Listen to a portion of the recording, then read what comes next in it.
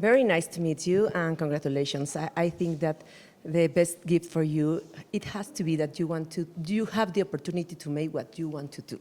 Well, that's, of course, why be a filmmaker and make movies that they have been already made and they want you to make another version of the same movie. I want to make something new.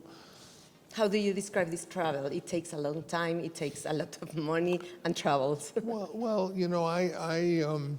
there are some great examples of filmmakers who made a certain kind of film all their lives, and then as they got older, they discovered what was really their style. And I wanted that to happen. So when I made movies that were successful, but they were very different each one. So I began to wonder what my style was, if I had a style. And so after I made the film called John Grisham's The Rainmaker, I took 10 years off of where I wasn't paid, and I just wanted to learn and experiment. Actually, it was more like 14 years. And during that time, I learned a lot of things, not only about filmmaking, but also about acting. Because in the movie business, the actor is paid the same whether they shoot or rehearse. So of course the companies don't want you to rehearse, they want you to shoot and rehearse while, but that makes a different kind of rehearsal. I find the best kind of rehearsal is when there's no cameras around and you just are in a room like we're in now, and you have a opportunity to be alone with the actors I always ask for 2 weeks. I've never gotten it. If you get 3 days, it's great. And there are many things you can do with actors that help them give more beautiful performances, and that's what I'm interested in. I feel that this film is also about the humanity, to try to the humanity be better. Well, we are, humanity. What is humanity? Humanity is what's called the Homo sapien species. We've only been alive for 300,000 years, and every human being alive in the world is part of this one family. We are all cousins, even though we look different. Some are black, some have Asian eyes, some are blonde Scandinavians, but they're all cousins, and there's a reason, a very simple reason, called natural selection, why they look different, because the different places you live affect what you look like. But we are cousins. And more important than that, we're not like any other creature that exists, because we have been given the gift of genius, that we can do things, we can understand things that no other creature can do.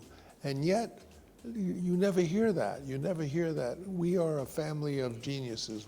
Why don't you hear that? Because maybe there are people who are afraid that if we thought ourselves that way, that we would be hard to manage, and they want to manage us. They want us, more than manage us, they want to shear us like sheep.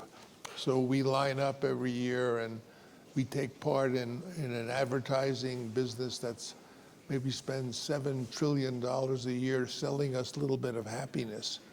Well, how can they sell us happiness? Why aren't we happy? Why are we kept unhappy just to make us better customers? And that's the question I began to think about with Megalopolis, that it is unnecessary that we worry about the future, because there's no problem in our future that we can't solve with this great talent we have.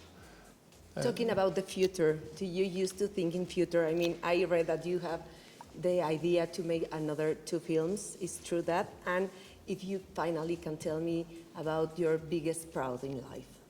My biggest pride in life are my children, because look at, I have these wonderful children who are all important filmmakers, Sophia and Roman, and now my granddaughter Gia.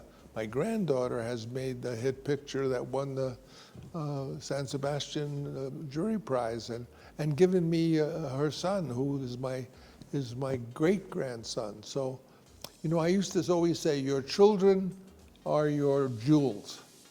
The grandchildren are the dividends, but great-grandchildren is immortality itself. And are you going to make these 2 films? It's true? Well, I probably will. I don't know. If I get hit by a bus walking out of here, I won't. But if I'm given the blessing of some more years, I'll My first one is going to be smaller because I've borrowed all my money I can to make Megalopolis, and I have to figure out, people have to all go Thursday to see when Cineapolis offers Megalopolis for all the theaters.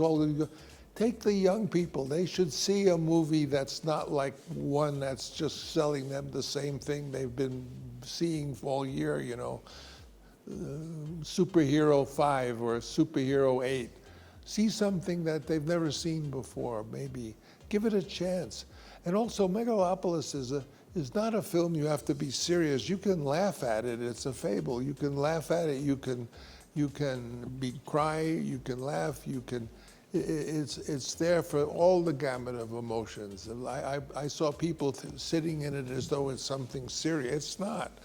It's my, in a way, it's my joke. It's my attempt to have us break the mold of this group thinking that what is this group thinking that how could they get geniuses to all think the same way? That's ridiculous. You sitting here are a 1 in a million person. There's no one like you, just you. So your work should reflect your personal life because then it will be unique. And I have the opportunity to talk to you. That's better. We can talk to each other. We're two unique people talking to each other. Everyone here is 1,000,000 to 1 shot. And so the work we do we should all be artists, I think. Let the robots do the work, which is we can build robots to do all the hard work, the toil. We can just play with our kids. Thank you very much. Do you have kids? Yes, 3. How old are they? I have one of 12. I have one of 12, 8, and 5. Don't you want them to live in a beautiful world when you're gone? In fact, I am worried about it. Well, we don't, because we're going to make the world be beautiful for them. I hope. It's time that the things change. Yeah. But we have to work. We need to have a debate about the future. We need everyone to talk about it because it's time to do that. Thank you very, very much. Thank you. Nice to meet you so much. Gracias.